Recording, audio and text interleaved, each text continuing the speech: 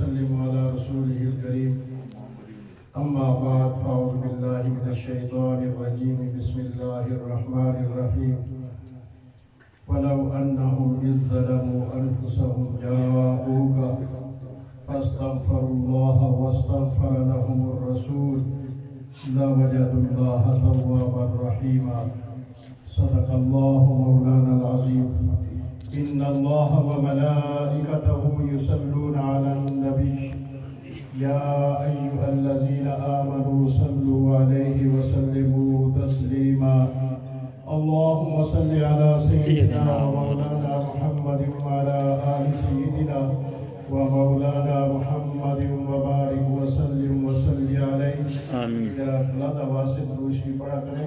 جب یہ آیہ مبارکہ پڑھی جائے تو درود پاک پڑھنا واجب ہو جاتا ہے. ویسے پڑھنا مستحب ہے، لیکن جب یہ آیہ مبارکہ پڑھ جائے اس میں حکم ہے تو اس کے بعد واجب ہے کہ حضور صلی اللہ علیہ وسلم پر درود پاک پڑھا جائے. اور یہ حدیث مبارکہ آپ نے رمضان المبارک میں سنی تھی. آپ نے فرمایا جو میرا نام سنے محبت سے درود نہ پڑھے وہ کبھی جنت میں نہیں جا سکتا. یہ آیہ مبارکہ موجودہ حالات کے تناظر میں نے آپ کے سامنے تلاوت کی ہے.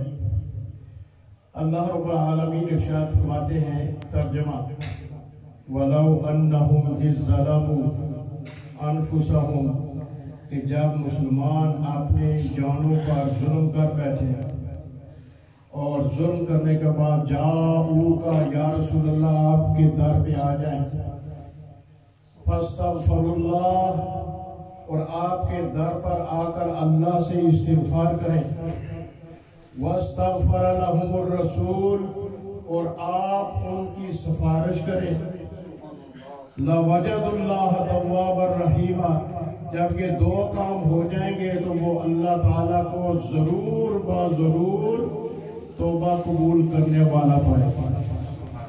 ان اللہ غفور الرحیم کیونکہ اللہ تعالیٰ بہت بڑا غفور ہے، بخشنے والا ہے، رحیم ہے، رحم کرنے والا ہے. آمین. یہ آیہ مبارکہ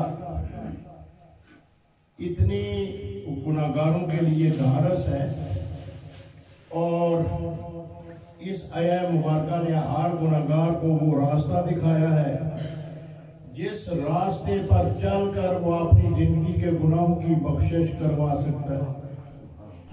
وَلَوْ أَنَّهُمْ إِذْ ظَلَمُوا ظلم کہتے ہیں یہ عدل کے مقابلے میں ہے. ظلم اور عدل،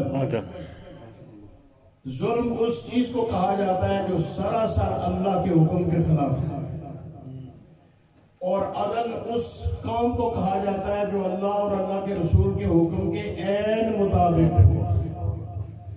اور انسان کی فطرت اور انسان کا مزاج جو اللہ رب العالمین نے بنایا اس میں عدل کی پسندیدگی رکھی گئی ہے اور ظلم سے نفرت رکھی گئی.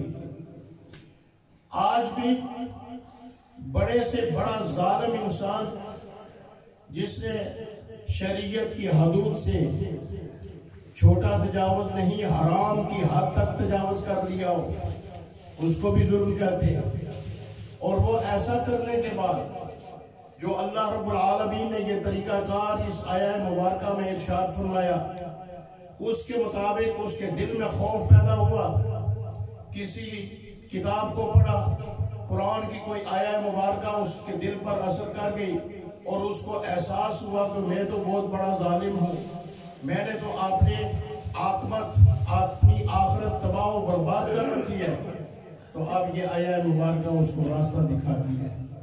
یا رسول اللہ اِذْ ظَلَمُوا أَنفُسَهُمْ اپنی جانوں پر ظلم کرنے کے بعد جاؤک پھر وہ آپ کی بارگاہ میں آ گئے، آپ کی بارگاہ میں آ گئے اور آ کر یہ کہا کہ ہم اللہ سے معافی مانگتے ہیں یا رسول اللہ آپ ہماری سفارش فرمائیں. ہم آج سے عہد کرتے کہ جو دین، جو قرآن، جو احکامات اس رب نے آپ کو عطا فرمائے ہیں اور آپ نے آگے ہمیں ان کا پابند بنایا، یا رسول اللہ آج کے بعد ان احکامات کی کبھی خلاف ورزی نہیں ہو. اب ظلم نہیں، اب عدل کروں گا.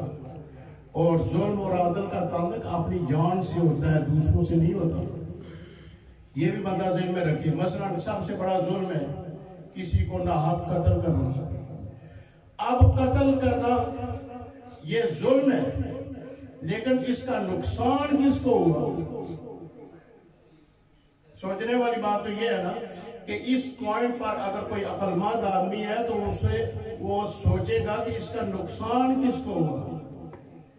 جاہل آدمی, دولت مند آدمی کرنے والی اور مغرور اور متکبر آدمی وہ یہ کہے گا کہ میں نے بڑی بہادری کا کام کیا ہے. میں بڑے خاندان سے تعلق رکھتا تھا, میں نے وہ فلاں کو 2 3 4 کو, اتنا تو ہمارے لیے کوئی مسئلہ ہی نہیں. یہ تو پاکستان کی ذہنیت ہے اس وقت. اور اس نے ایک قتل کیا, 2 کیے, 3 کیے, پیسے دیے, کروائے. اب نقصان کس کا ہوا؟ کرنے والے کا.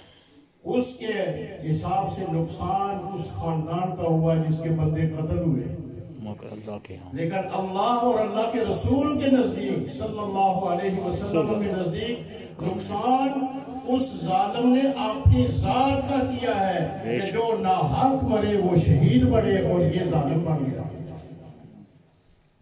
اور ظالمین, یہ جہاں بھی قرآن کریم میں لفظ ظالم آتا ہے, ظالمون یا ظالمین, ان آیات کو آپ پڑھیں کہ ان لوگوں کا انجام کیا ہے. ان لوگوں کا انجام کیا ہے.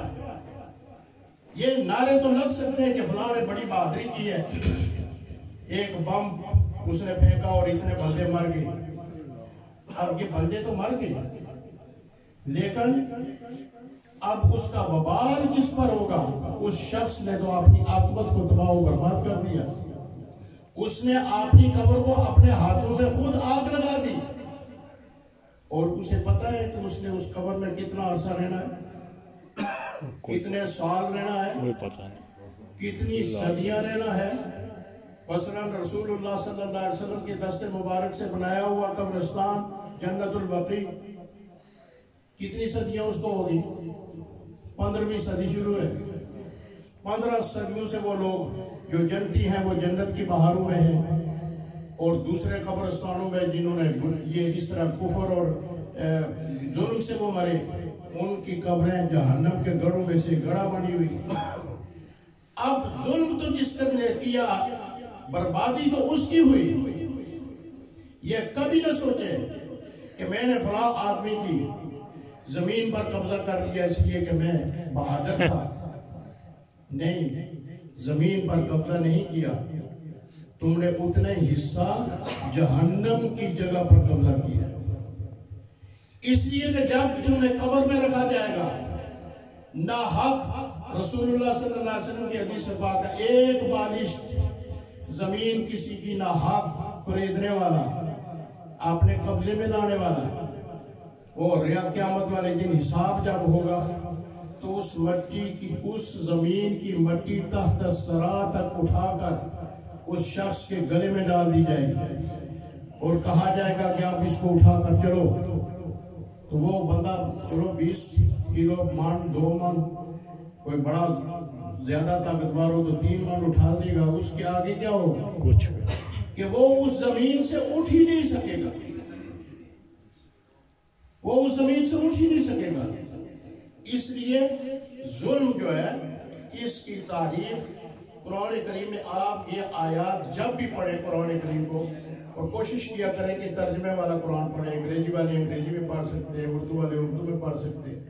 اور قرآن کریم اللہ تعالیٰ کا کلام ہے, اور اس نے ایک ایسا طریقہ کار بنایا ہے کہ یہ 80 زبانوں میں اس کے ترجمے تو میں نے مسجد نبوی میں دیکھے ہیں, مسجد نبوی کی لائبریری میں, دنیا کی 80 زبانوں میں.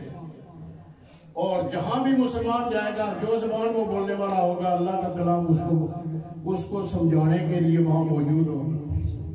تو اللہ تعالیٰ فرماتے ہیں وَلَوْ أَنَّهُمْ إِذْ ظَلَمُوا, یا رسول اللہ اگر کوئی ایسا بھی آ جاتا ہے جس نے ظلم کی انتہا کی ہوئی ہو, لیکن آتا کہاں ہے؟ جاؤں کا آپ کی بارگاہ میں, اور آ کر آپ کے وسیلے سے آپ کے واسطے سے وہ اللہ سے استغفار کرتا ہے واستغفر اللہ اور اللہ سے وہ استغفار کرتا ہے معافی مانگتا ہے یا اللہ مجھے بخش دے لیکن اس پر بات نہیں ہوئی کہ اب اس نے اللہ سے تو مانگ لیا لیکن اللہ تعالیٰ نے فرمایا جاؤ کا آپ کے پاس آئے اس کا مطلب یہ ہوا کہ وہاں جا کر مانگنا اس کی توقع زیادہ ہے اور وہاں سے ہٹ کر مانگنے کی ضمانت بندے کے آپ کے مقدر پر ہے کیونکہ اللہ تعالیٰ نے فرمایا جاؤ کا آپ کے پاس آ کر مانگے اور کتنے جو کہتے ہیں کہ نہیں وہاں جانا جائز ہی نہیں اور کتنے مولویوں کی زبانوں سے یہ سنا ان کی کتابوں میں لکھا ہوا ہے جاؤ کا اور کیا ہے مبارکہ اس کو کتنی مرتبہ قرآن کریم سے نکالنے کی بھی کوشش کی گئی ہے وہ آپ ایک کتاب ہے کہ قرآن کریم میں تعریف کی کتنی کوششیں کی گئی بدلنے کی تو اس میں سب سے پہلی یہ آیت ہے جس کو کئی مرتبہ بدلنے کی نہیں اس کو صرف بالکل نکالنے کی کوشش کی گئی جاؤ کا آپ کے پاس آئے آپ کے پاس آ کر پھر اپنے رب سے رابطہ کریں واستغفر لهم الرسول اور رسول اللہ صلی اللہ علیہ وسلم اللہ تعالیٰ اور اس گناہگار کے اس ظالم کے درمیان وسیلہ اور واسطہ بنے اور آپ بھی کہیں یا اللہ اسے معاف کر دے جب آپ فرمائیں گے کہ یا اللہ اس کو معاف کر دے لَوَجَدُ اللَّهَ تَوَّابًا رَحِيمًا اگلا حکم یہ ہے کہ پھر اللہ تعالیٰ اس کی توبہ کو قبول فرمانے والا اور آپ پائیں گے کہ اللہ تعالیٰ نے اس کی توبہ کو قبول کر دیا آمین اسی وجہ سے جو آیہ مبارکہ یہ کو پچھلے 2 جمعوں میں شاید میں نے آپ کے سامنے بیان کی تھی کہ وہاں کے آداب جو اللہ تعالیٰ نے بیان فرمائے ہیں وہ قیامت تک قائم ہے بلند آواز سے نہ بولو اور وہاں غلط گفتگو نہ کرو پیٹھ ادھر کر کے وہ نہ چلو وہاں تو دیکھا ہے لوگ ادھر پاؤں کر کے سوئے ہوئے ہوتے وہ تو اپنا اپنا ایک مزاج ہے اور اپنا اپنا ایک طریقہ تعلیم ہے طریقہ ادب ہے تو ادب تو یہ کہتا ہے کہ ادھر پیٹھ بھی نہ ہو لیکن بے ادبی اور لاپرواہی یہ کہتی ہے کہ جیسا بھی ہو کوئی بات نہیں